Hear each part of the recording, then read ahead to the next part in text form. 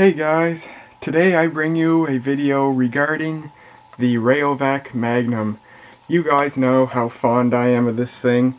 This is the highest quality battery-powered fluorescent lamp I've ever seen in my life. It's just an old relic now in a world that's full of cheap Chinese fluorescent lamps that are underpowered, underdriven, have short bulb life, poor starting reliability, yada yada, all that stuff. And this thing just blows them all out of the water. It's the highest quality multi-lantern I've ever seen too, and I love multi-lanterns. I got a really crappy Chinese one down there that doesn't really work that great in any of its compartments anymore. I gotta see if I can fix it someday. I think it's got some electronic problems.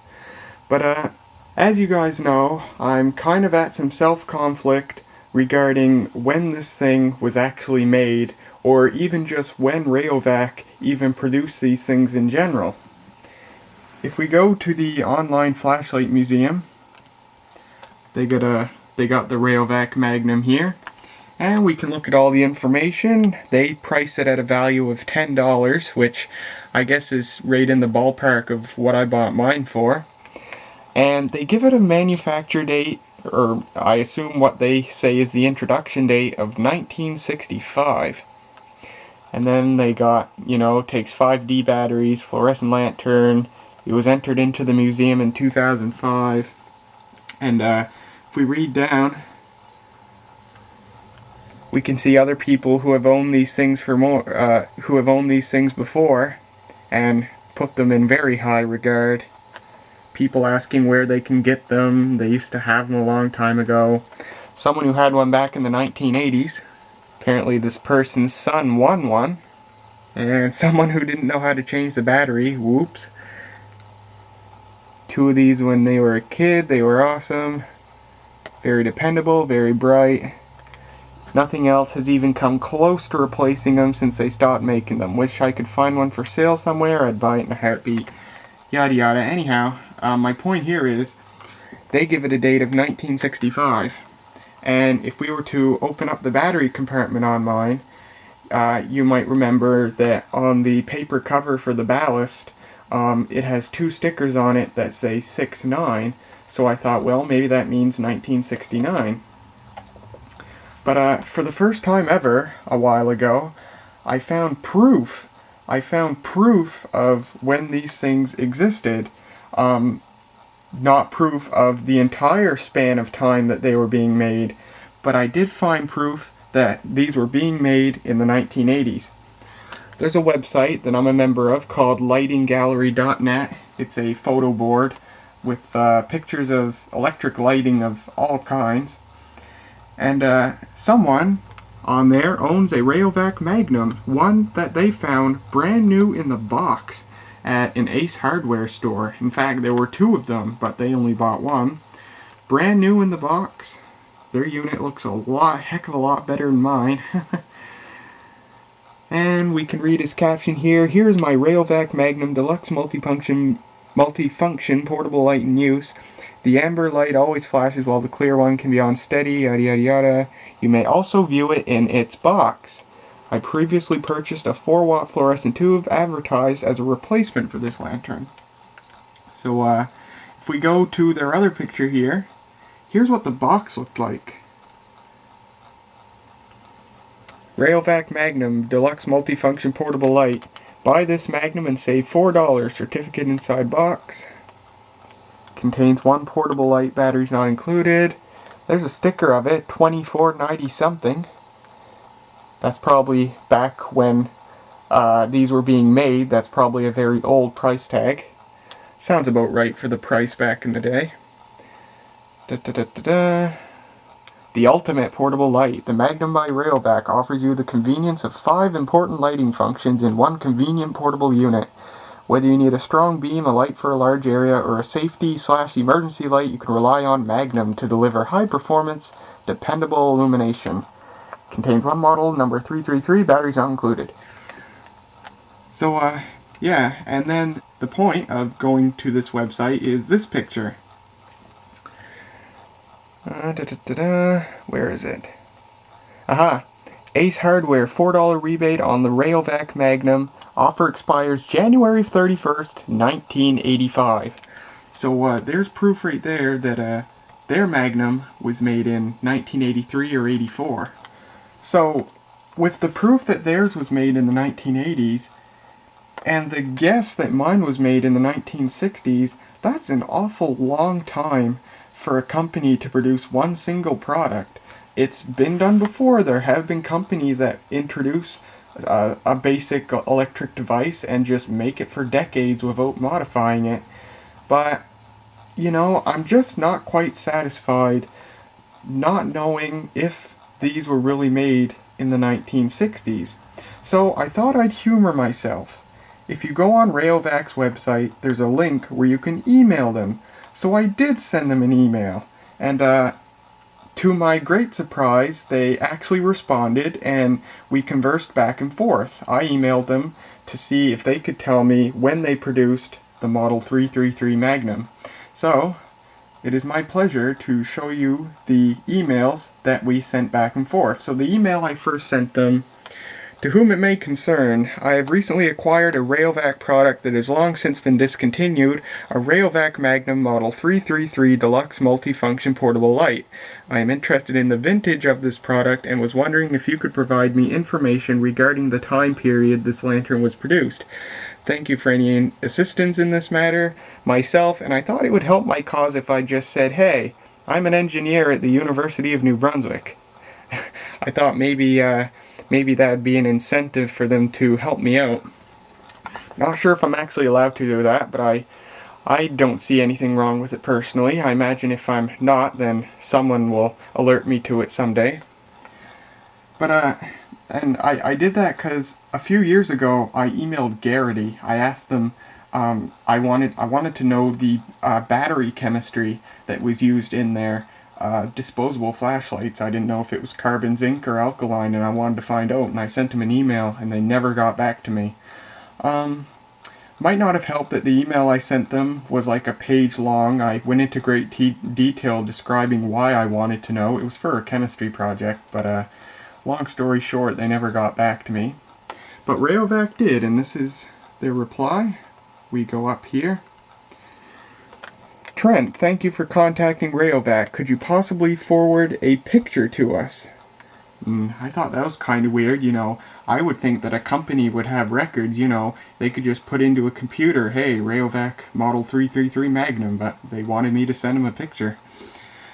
So I did. I sent them a picture of my unit, and I sent them this picture. No, I didn't. I sent them this picture right here, so they knew what the box looked like, and a picture of mine. So I replied to him, thank you for your response. I've attached a picture of my unit and a picture of the box I found online. I've removed all the personal information, by the way. That's why only my first name's displayed. They replied and said, Trent, thank you for your message. We believe the lantern was manufactured sometime in the mid to late 1960s. We cannot find the exact date of manufacture, but that is our best guess based on our own research. That kind of disappointed me. I would think that a company would keep a record of when they introduced and discontinued their products, but I guess they don't. And what really annoyed me is that they say mid to late 1960s, and my guess is what they did, what they called their own research, was that they Googled, they came across the online flashlight museum that says 1965, there's the mid-1960s, and then they went to my YouTube channel and found my video of the Magnum right there, where I said that I believed it was made in 1969. They probably saw those things and said, well, that must be it. And how ironic, they came across a video made by the person they were talking to, and they didn't even know it. But, yeah, so kind of disappointing, but nonetheless, I was kind to them. I said, hey, that's great, thank you for taking the time to help me out. And they said their canned line, we're glad to help you out, we're glad to have you as a consumer. I guess they're even glad for me to be a consumer, even though the only Rayovac products I own are ones that are 50 years old. presumably. According to them, anyway. Well, I do buy a lot of their batteries. But anyhow, yeah, that was that. Kind of disappointing. So I guess it's still ambiguous as to when these things were actually produced. But I do have proof now that these were being made at least in the early to mid 1980s. But now that that's all done and over with, I figure I'll take the time in this video to give some updates on this lantern. Someone posted a comment on my first video of the Magnum. They said, "Cool, I have the same light, and although we have the same fluorescent bulb numbers, mine also has Japan written on the bulb beneath the numbers." And I believe the person on the lighting gallery site, yeah, I think I can kind of see the beginning of the word Japan on their bulb too. So apparently these things had Japan written on the bulbs. Mine just had FL4T5CW. And he said, "Mine has no sticker numbers on the paper cover as yours has, and your Krypton lamps have a very distinct and different shape than mine. Awesome light, great review, thanks for sharing." That really interested me that he has no stickers on his ballast cover, and he has different shaped Krypton bulbs apparently. So I asked him, you know, if he ever happened to make a video of his, to share it with me, because I'd really love to see that. And I'm hoping maybe he'll find this video and take that as an incentive that I'd really love to see his unit. Hint hint. Although he has no videos, so maybe he just doesn't own a camera. Oh well. Maybe someday. Oh no. My Rayovac appears to have lost its arms. Terrible. Yeah, its arms here are detachable for the stand. These things had a lot of rust on them, so I took them off, and see if I can get under some light here. And I took some sandpaper and I sanded all the rust off them. And they look really good now. They don't have the shiny finish anymore. They used to have a shiny chrome-like finish. Now they have more of a low-quality brushed metal finish, but at least they don't have any more rust on them. They look really good. Here's the other one. They had a lot of surface rust on them. You can probably tell if you look at the other video, but they look pretty good now. Now, when I made the first video of this lantern, I mentioned that I was going to stick some old batteries in it and see how well the fluorescent lamp started. And I did that, and the results I got were absolutely amazing. I had put batteries in this thing that were so low that the Krypton lamp emitted a extremely dim orange glow, and the blinker didn't work at all. And when I turned the fluorescent lamp on, it started like within a second. It was absolutely amazing. The Krypton lamp didn't put out a usable light at all, yet here was the fluorescent lamp just as bright as ever. I've never seen something like that before. And yeah, I mean, and I had turned it off and on, and it just started up fine. It would start within like 2 seconds. So that's absolutely amazing, and I had used it on those batteries to a point where finally the fluorescent lamp wouldn't start anymore, and I measured the voltage of the batteries, and each battery measured just under a volt. Just under a volt. That's absolutely amazing. So it was about 4.5 volts for the 5 batteries together, and yeah, that's pretty amazing, because when I measure battery voltage for my other crappier fluorescent lamps, they get to like 1.3 volts before they won't start anymore. And this thing, each battery got to under a volt. So that's pretty amazing. It did not come without consequence though. Or maybe not real consequence. But what you guys don't know right now is that this is not the original fluorescent bulb in it. I did something I thought I would never have the guts to do. I took off this cover here and I replaced the fluorescent bulb, and I'll show you why.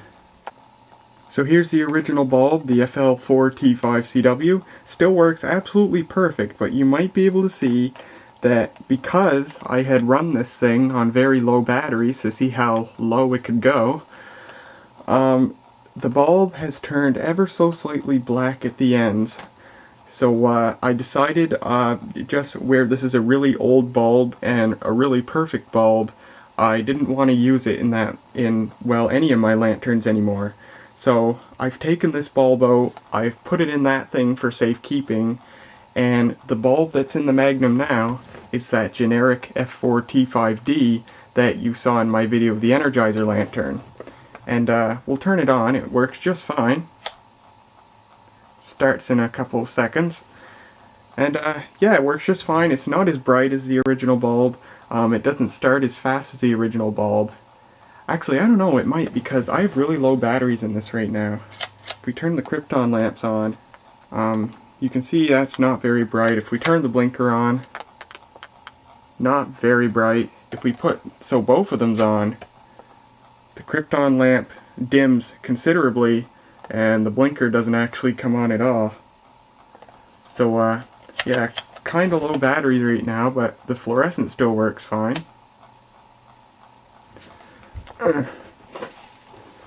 So this bulb, you can clearly see it's gone dark at the ends, but it still works, so I'm going to use it. Save that bulb. I'm planning on, for Christmas, I want to get a 4-watt 120 volt preheat fluorescent light, because preheat lights are very good on bulbs. They don't cause blackening at all unless the bulb just simply wears out. So I plan on getting one of those lights for Christmas, and I'm going to put this bulb in it. So just where this is a vintage bulb, I can still enjoy it and hurt it considerably less than it would be hurt being run on a battery powered unit. Even though this is an excellent battery powered lamp, just where I do want to use it, I do want to use up my old D batteries, because I have a bunch of old D batteries lying around. I want the damage that those low batteries will do to be done on a bulb I care less about, a generic bulb that's already considerably worn out. I forgot to mention this, the original bulb in this thing was kind of dirty, so the first time I took the cover off, I took a washcloth and just ran it along the bulb, and it completely wiped out the lettering. The lettering is completely gone, the lettering that said FL4T5CW. You can just barely see the FL right there. All gone. Oh well. I have solved the problem of why the batteries wouldn't keep very good connectivity, and it's the most ironic reason I've ever seen in my life. Rayovac batteries are too short to fit in this lantern. As funny as it sounds, it's true. These Infinicell batteries, which I bought back in the mid-2000s, they are slightly longer than the Rayovac batteries, and they work absolutely fine. I have never lost battery connectivity. I can move the unit up and down like this while it's running, and it won't skip a beat, unlike with the Rayovac batteries. If I do this, then it'll lose connectivity every time it comes back up. So yeah, so I guess it just depends on the brand of batteries you use. You want to use longer batteries. Well, I was going to make a video of trying, well, all my 4-watt fluorescent bulbs on this lamp, but I figure because it's such a niche market, I would put it in a video of all its own. But there is my conversation with Rayovac, a rather unsuccessful conversation regarding the age of this lantern, and some updates of this lantern. So there you go.